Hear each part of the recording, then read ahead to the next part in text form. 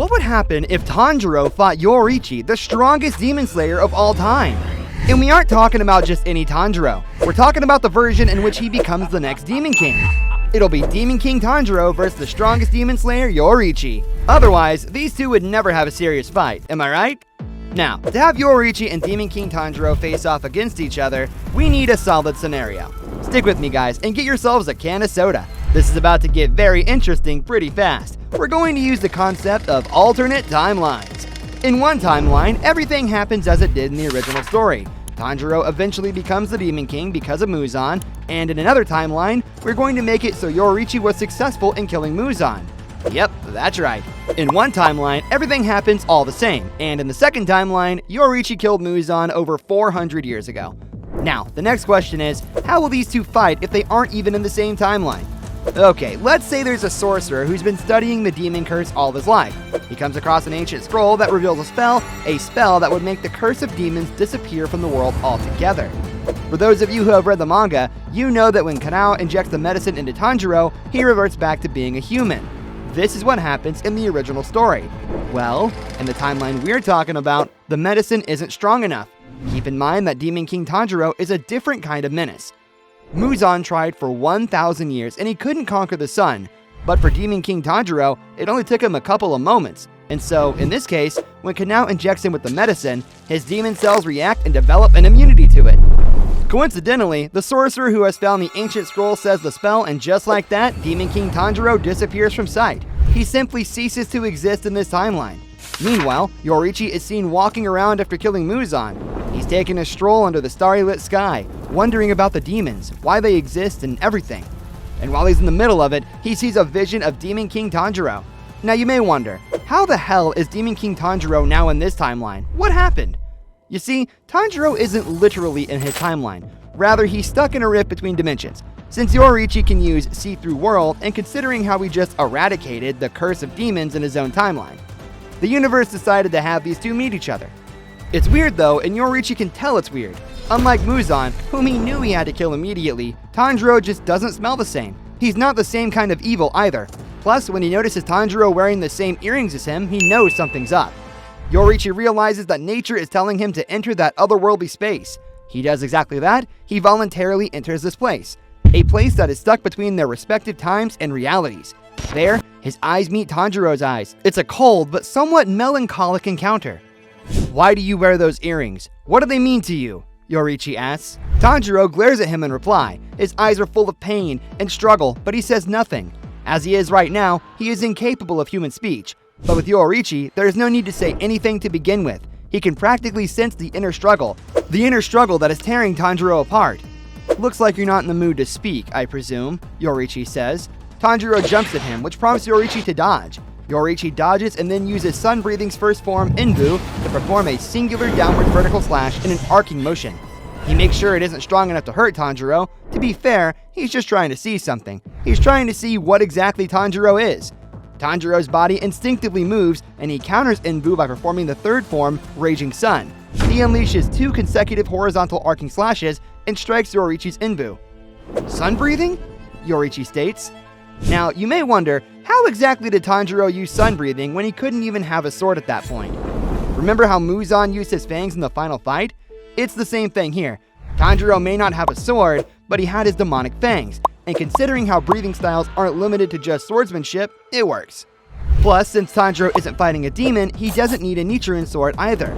Though, is Demon King Tanjiro even able to use sun breathing? Of course. Just like how Kakushibo could use moon breathing, and Kaikaku could use thunder breathing, Demon King Tanjiro can also use sun breathing. But in this case, he's using it instinctively to counter Yoriichi the best he can. Alright, going back to the fight. Yoriichi is taken aback after seeing Tanjiro use sun breathing. After all, whenever he tried teaching it to the demon slayers, none of them were physically capable of using sun breathing, not even his own brother.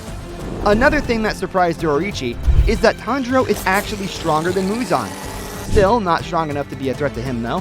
He treated Muzan like he was fodder. Tanjiro might be twice or even thrice as strong. Not a problem. "Should I put you out of your misery?" Yoriichi asks. Tanjiro is plunging forward for another attack, but hearing Yoriichi say this caused him to slow down for an instant. He's still not his usual self. He is still the Demon King, but Tanjiro is in there, and thanks to his reaction, Yoriichi is able to see what's going on. There are two of you inside, a demon and a human. The demon is struggling to come out while the human is trying his best to control him. Yoriichi says and then continues, "Interesting. We should go and see that woman. She might be able to help." Which woman? Isn't it obvious? It's Tamayo. She was there when Muzan was killed and Yoriichi spared her because he knew that she was a victim and not an accomplice. He also had a short conversation with her. However, just when Yoriichi attempts to leave the rift, something inside Tanjiro breaks. That's it, the demon finally takes over. With a disgustingly fast speed, he shows up right behind Yoriichi and then braces him to unleash the 6th form, Solar Heat Flare. It is supposed to be an unexpected strike enveloped in a heat haze. Yoriichi dodges it and then cuts Tanjiro's arms. Little did he know, Tanjiro is immune to the sun, which means even though his arms were cut thanks to sun breathing, he's still able to regenerate them almost immediately.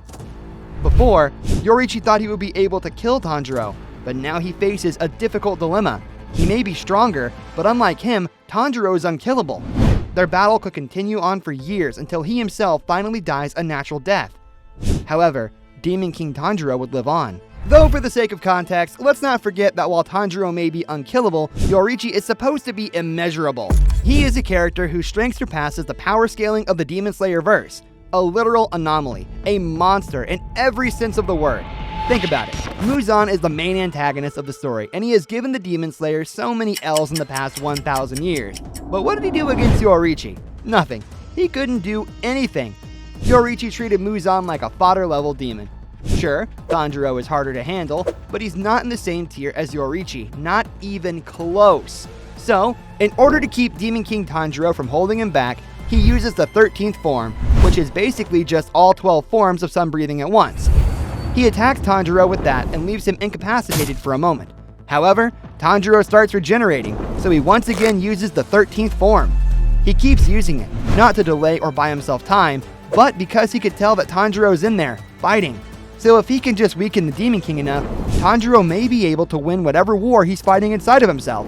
Sure enough, it works, but not in the way you'd expect. When Tanjiro gets chopped up again and again, his body enters something you can call ketosis. Eventually, there isn't enough blood, so the demon cells on his body who were keeping the medicine at bay end up losing their grip. This allows the medicine to do its thing, and so Tanjiro starts reverting into a human. Yoriichi is able to see the medicine take effect thanks to his see-through world ability. But there's another dilemma. At this rate, Tanjiro would wake up with a limbless body, so in the final moment, Yoriichi decides to let him absorb his blood and regenerate his limbs and other organs. Just like that, Tanjiro reverts back to being a human. He's all safe and sound. When he opens his eyes, he sees Yoriichi standing in front of him in all of his majestic glory. They are inside of an ethereal space, so Tanjiro wonders if this is a dream. But no, it's not a dream. Soon, the memory of their battle catches up to him and he realizes how Yoriichi saved him. He smiles as tears start dripping down his cheeks. His body also starts disappearing because the demon curse is no longer inside of him. He is about to go back to his timeline. Tanjiro bows down to appreciate his gratitude. "This is goodbye, huh? Take care, my friend," Yoriichi replies. At this point, Tanjiro couldn't help it. He starts crying. It may not seem like a lot, but the two of them spoke plenty during their fight thanks to each other's sixth sense. Tanjiro goes back to his timeline and then Yoriichi exits the rift. The moment he exits it, it disappears as well. So there you have it, folks. This was a short story on what would happen if Tanjiro fought Yoriichi. I'm sure you have a lot to say about it. Go wild in the comments section. As always, a like and subscribe will be much appreciated. And with that said, I'll see you guys in my next video.